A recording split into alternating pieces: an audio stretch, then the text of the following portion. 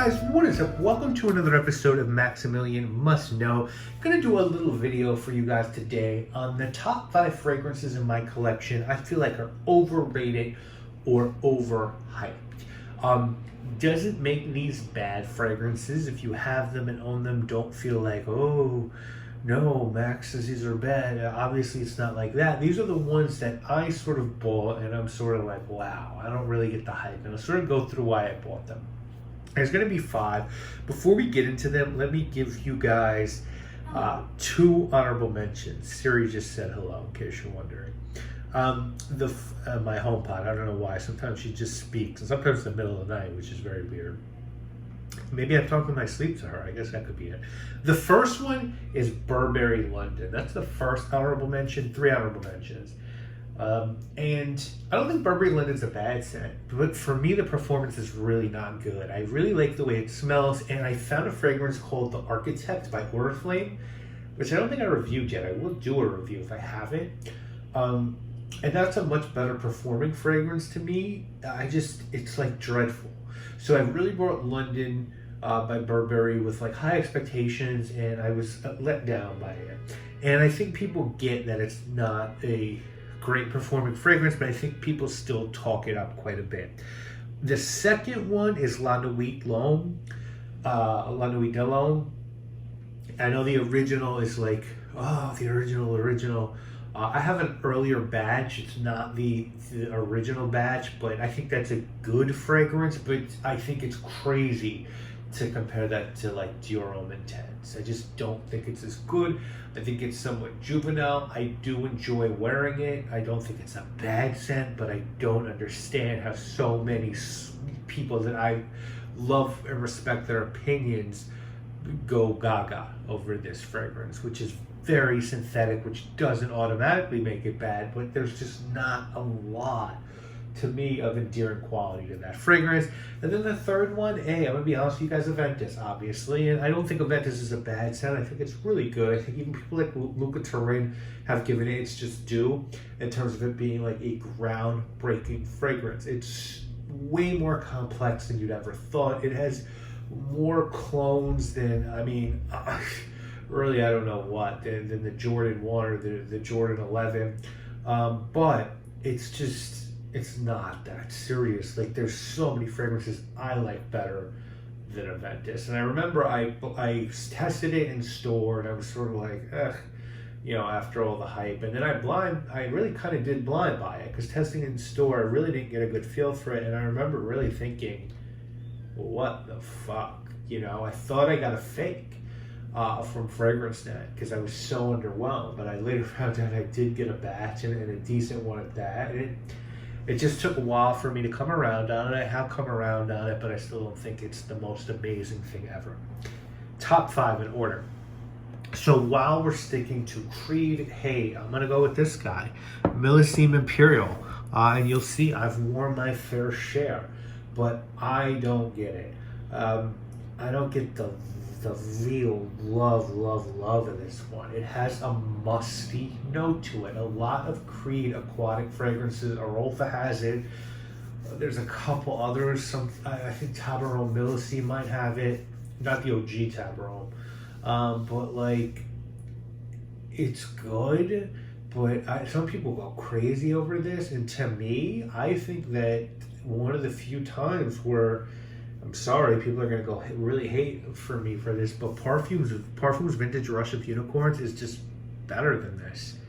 It's better. It performs better. The mustiness is dialed down. I love the new gold bottles that Creed has reintroduced, but I don't think this fragrance is that good. So for me, and I've worn a lot of it, so I really know this fragrance inside out. I blind bought this fragrance. I don't think it's that good.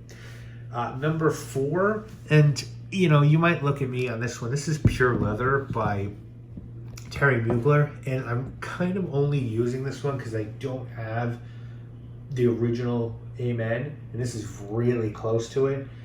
I don't think this is that. This is like a horrible Animalitari note that's just not good. It's kind of, it's just, it's off-putting. When I originally smelled this one, I said horrible things about this on camera, and as I've learned, I did a quick take on this, I think, or I did fragrances I regret. I think I did a video of my worst fragrances for a certain year, and I talked about this smelling like a dead animal carcass, and I regret. I didn't know what I know now about fragrances, so that's kind of why you really do want to have some, real stake in the game before you start reviewing fragrances. But it doesn't smell like a dead animal carcass, but it's really kind of rough, and the color is really dialed up, and there's just better from the Amen line. But I find the whole line to be overrated. I think the original Angel Man is still too rough around the edges, and yeah, I think these are all pretty overrated. The next one is going to be from the house of Paco Rabanne, 1 million. Another one I've used pretty good amount on. You can see I haven't used a lot of this. This is one I really haven't enjoyed. This one, this is a fragrance. I remember when it came out, I was like, this is the gaudiest bottle I've ever seen, and I smelled it and I said, this is really I'm wearing shorts, by the way, you can see my knee. I'm really not enjoying this fragrance. And this was years and years before I started reviewing and doing videos and all that stuff. And, people, and then I started reviewing, and people, were like, 1 million. And I bought it, didn't blind buy it because I'd smelled it before. I just sort of bought it based on everyone else. And I kind of liked it.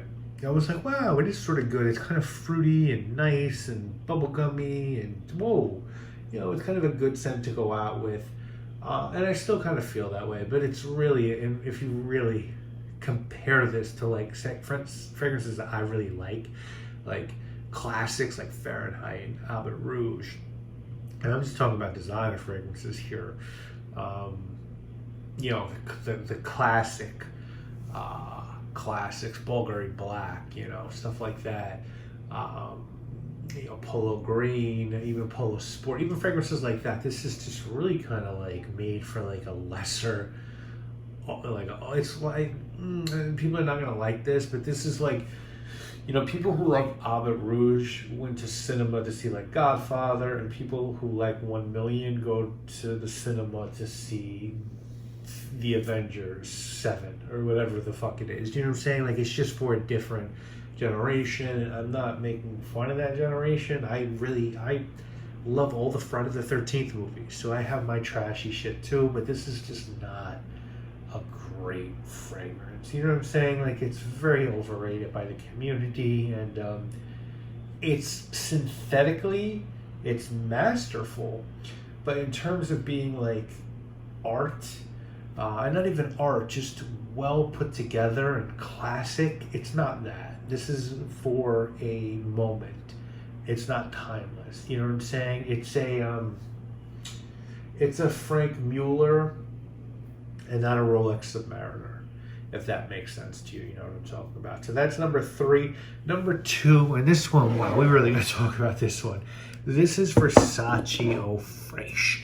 And this is another one where I smelled this in store. I was like, this is like, to me, whoa, why do people like this? And then everyone was like, Versace Eau Fraiche, Versace Eau Fraiche, Versace Eau Fraiche. So good. Starfruit, and it's so fresh, and blah, blah, blah. And I've worn a decent amount of this one too. But to me, the original Versace Man, this is a flanker, just destroys this. That's a beautiful fragrance with tobacco.